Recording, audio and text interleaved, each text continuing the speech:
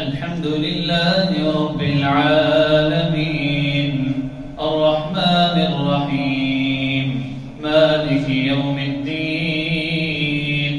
إياك نعبد وإياك نستعين اهدنا الصراط المستقيم صراط الذين أنعمت عليهم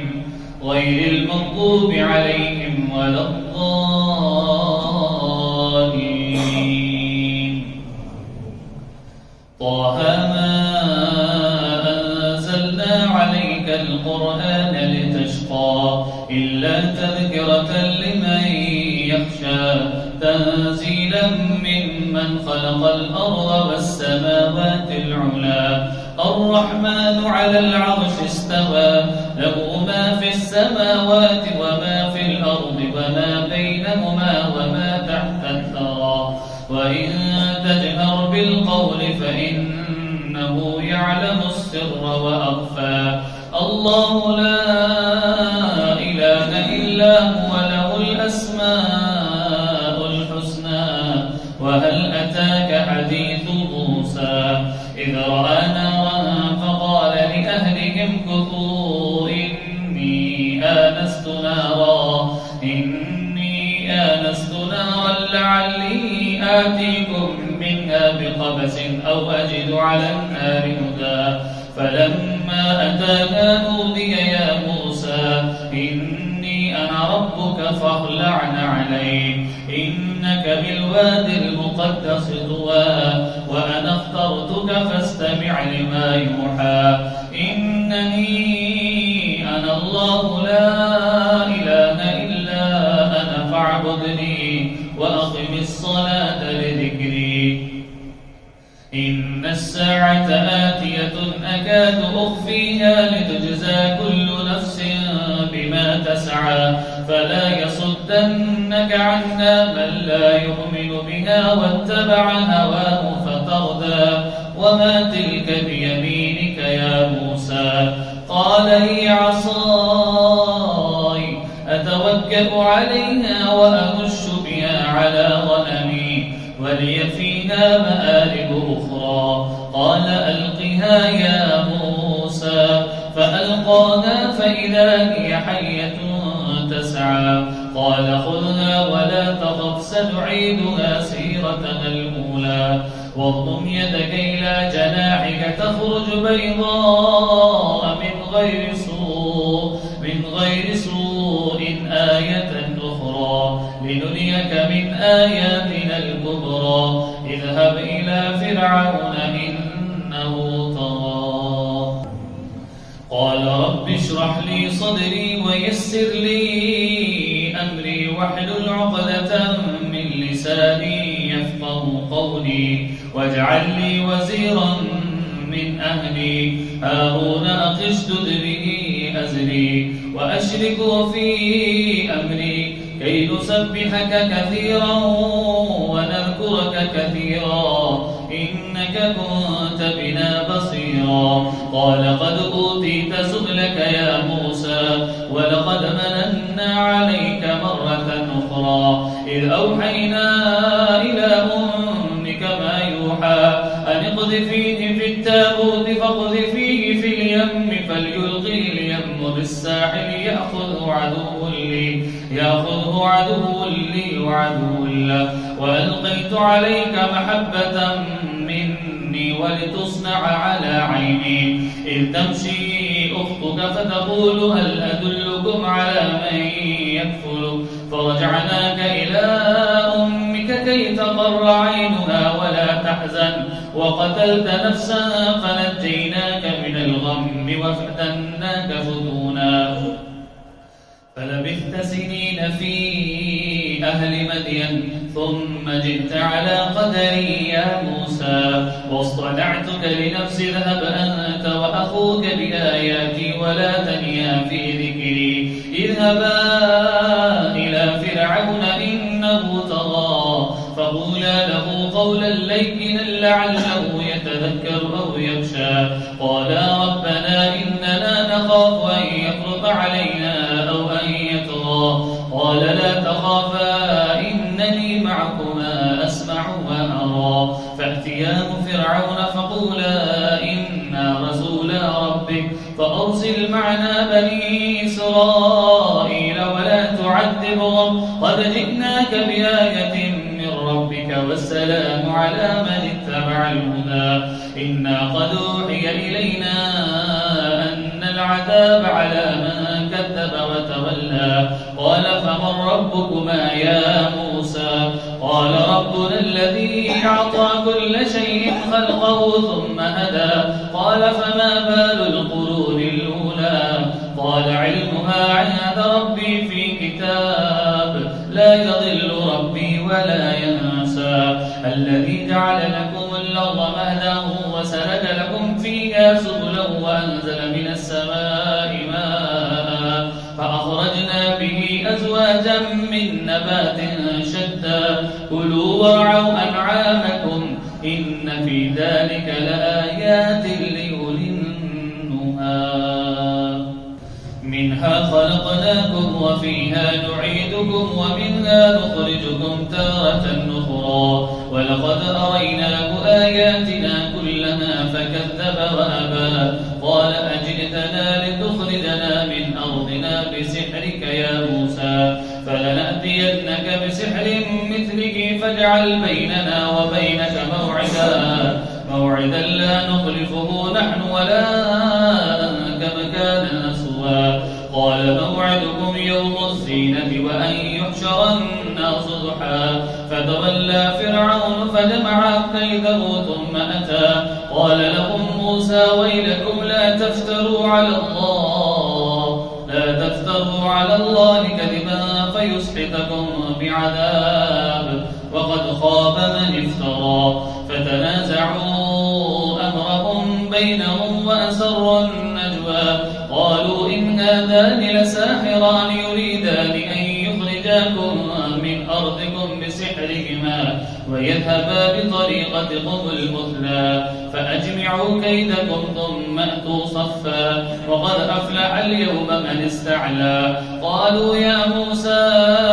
إما أن تلقي وإما أن نكون أول من نلقى قال بل ألقوا فإذا حبالهم وعصيهم يخيل إليه من سحرهم أنها تسعى فأوجس في نفسه خيفة موسى قلنا لا تخف إنك أنت الأعلى وألق ما في يمينك تلقف ما صنعوا إنما صنعوا كيد الساحر ولا يفلح الساحر حيث أتى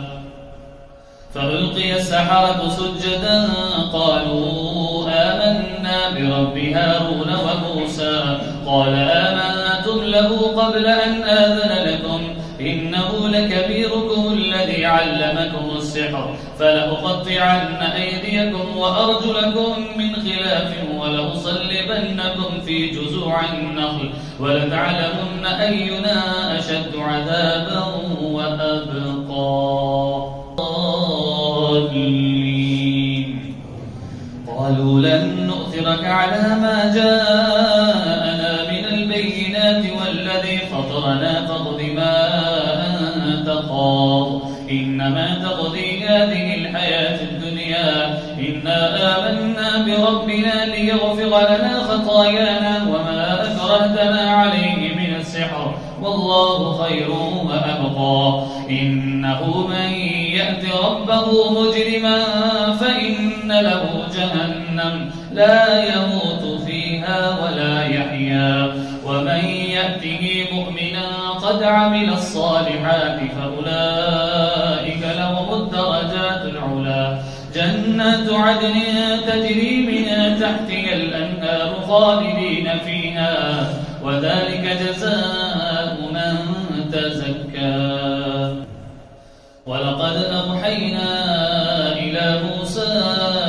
أن أسر بعبادي فاضرب لهم طريقا في البحر يبسا لا تخاف دركا ولا تخشى فأتبعهم فرعون بجنوده فغشيهم من اليم ما غشيهم وأضل فرعون قومه وما هدى يا بني إسرائيل قد أنجيناكم من عدوكم وواعدناكم جانب الطور الأيمن ونزلنا عليكم المن والسلوى والسلوى كلوا من طيبات ما رزقناكم ولا تطغوا فيه فيحل عليكم غضبي ومن يحلل عليه غضبي فقد هوى وإني لغفار لمن تاب وآمن وعمل صالحا ثم اهتدى وما أعجلك عن قومك يا موسى قال هم أولئك على أثري وعجلت إليك ربي لترضى قال فإنا قد فتنا قومك من بعدك وأضلهم السامري فرجع موسى إلى قومه غضبان أسفا قال يا قوم ألم يعدكم ربكم وعدا حسنا أفطال عليكم العهد أم أردتم أن يحل عليكم غضب من ربكم فأخلفتم موعدي قالوا ما أخلفنا موعدك بملكنا ولكننا حملنا أوزارا من زينة القوم فقذفناها فكذلك ألقى السامري فأخرج لهم عجلا جسدا له خوار فقالوا هذا إلهكم وإله موسى فنسي أفلا يرون ألا يرجع إليهم قولا ولا يملك لهم ضرا ولا نفعا ولقد قال لهم هارون من قبل يا قوم إنما فتنتم به وإن ربكم الرحمن فاتبعوني وأطيعوا أمري قالوا لن نبرح عليه عاكفين حتى يرجع إلينا موسى قال يا هارون ما منعك إذ رأيتهم ضلوا ألا تتبعن أفعصيت أمري قال يا ابن أم لا تأخذ بلحيتي ولا برأسي إني خشيت أن تقول فرقت بين بني إسرائيل ولم ترقب قولي قال فما خطبك يا سامري قال بصرت بما لم يبصروا به فقبضت قبضة من أثر الرسول فنبذتها وكذلك ألقى السامري قال فما خطبك يا سامري قال بصرت بما لم يبصروا به فقبضت قبضة من أثر الرسول فنبذتها وكذلك سولت لي نفسي قال فاذهب فإن لك في الحياة أن تقول لا مساس وإن لك موعدا لن تخلفه وانظر إلى إلهك الذي ظلت عليه عاكفا لنحرقنه ثم لننسفنه في اليم نسفا إنما إلهكم الله الذي لا إله إلا هو وسع كل شيء علما كذلك نقص عليك من أنباء ما قد سبق وقد آتيناك من لدنا ذكرا من أعرض عنه فإنه يحمل يوم القيامة وزرا خالدين فيه وساء له يوم القيامة حملا يوم ينفخ في الصور ونحشر المجرمين يومئذ زرقا يتخافتون بينهم إن لبثتم إلا عشرا نحن أعلم بما يقولون إذ يقول أمثلهم طريقة إن لبثتم إلا يوما ويسألونك عن الجبال فقل ينسفها ربي نسفا فيذرها قاعا صفصفا لا ترى فيها عوجا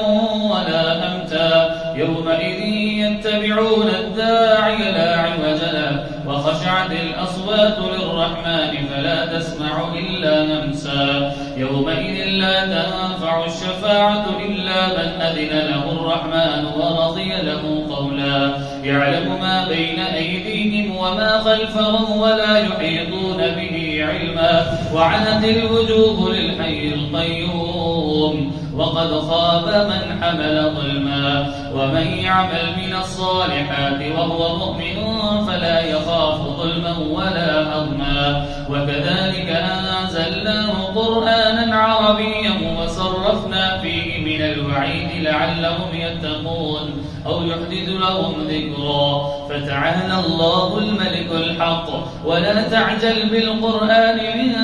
قبل أن يقضى إليك وحيه وقل رب زدني علما الله ولقد عهدنا إلى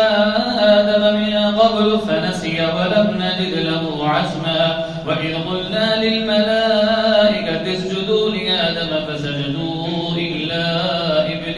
إبليس أبى فقلنا يا آدم إن هذا عدو لك ولزوجك فلا يخرجنكما من الجنة فتشقى إن لك ألا تجوع فيها ولا تعرى وأنك لا تظمأ فيها ولا تضحى فوسوس إليه الشيطان قال يا آدم هل أدلك على شجرة الخلد وملك لا يبلى فأكلا منها فبدت لهما سوآتهما وطفقا يخصفان عليهما من ورق الجنة وعصى آدم ربه فغوى ثم اجتباه ربه فتاب عليه وهدى قال اهبطا منها جميعا بعضكم لبعض عدو فإما يأتينكم مني هدى فمن اتبع هداي فلا يضل ولا يشقى ومن أعرض عن ذكري فإن له معيشة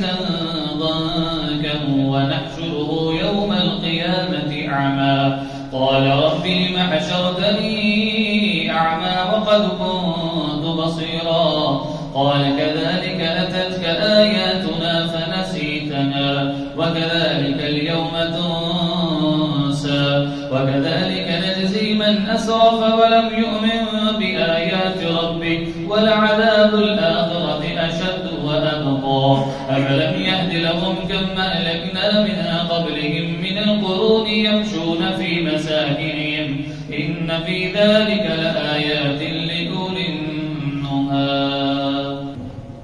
ولولا كلمة سبقت من ربك لكان لزاما وأجل مسمى فاصبر على ما يقولون وسبح بحمد ربك قبل طلوع الشمس وقبل غروبها ومن آناء الليل فسبح وأطراف النهار لعلك ترضى ولا تمدن عينيك إلى ما متعنا به أزواجا منهم زهرة الحياة الدنيا لنفتنهم فيه ورزق ربك خير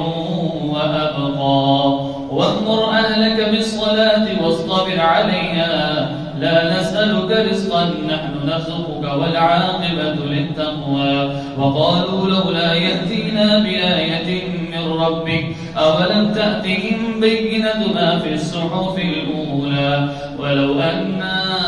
أهلكناهم من قبله لقالوا ربنا لولا أرسلت إلينا رسولا فنتبع آياتك من قبل أن نذل ونخزى قل كل متربص فتربصوا فستعلمون من أصحاب